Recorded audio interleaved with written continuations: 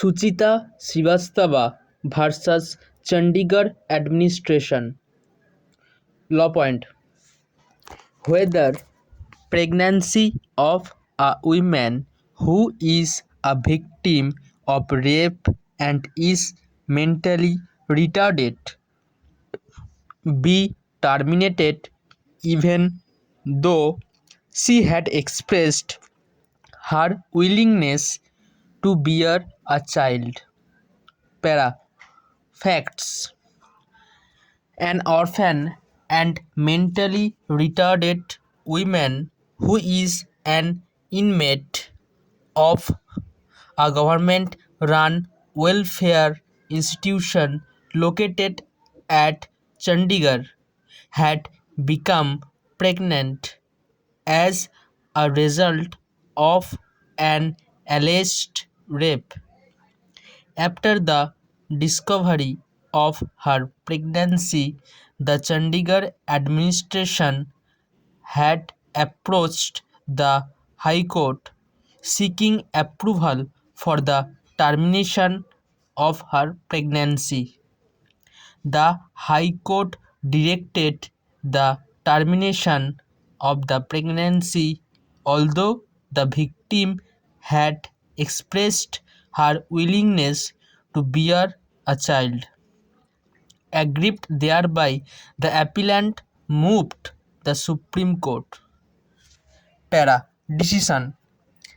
The Supreme Court held that there is no doubt that a woman's right to make reproductive choices is also a dimension of personal liberty as understood under Article 21 of the Constitution of India.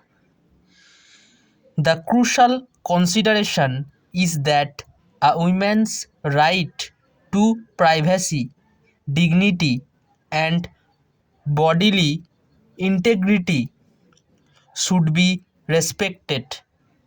There should be no restriction whatsoever on the exercise of reproductive choices, such as a woman's right to refuse participation in sexual activity, or alternatively the insistence on use of contraceptive methods.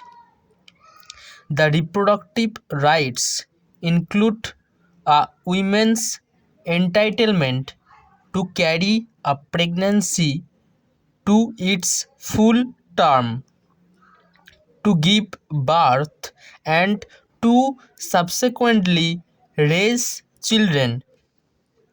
However, in the case of pregnant women, there is also a compelling state interest in protecting the life of the prospective child.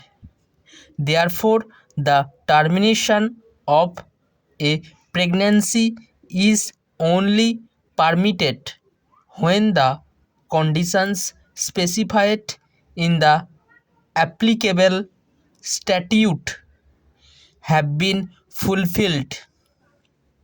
Para.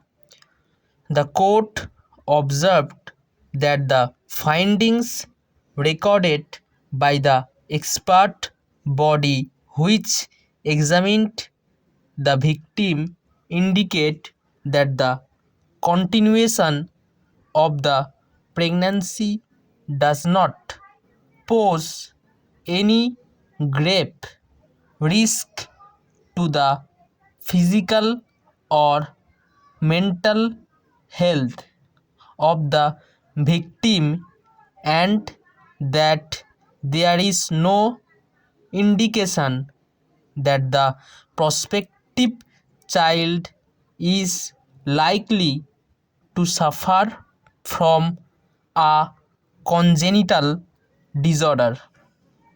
The court directed that the best medical facilities be made available so as to ensure proper care and supervision during the period of pregnancy as well as for postnatal care. Since there is an apprehension that the women in question may find it difficult to cope with maternal responsibilities, the chairperson of the National Trust for Welfare of Persons with Autism, Cerebral Palsy, Mental Retardation, and multiple disabilities to look after the interests of the women in question, which will assistance with child care.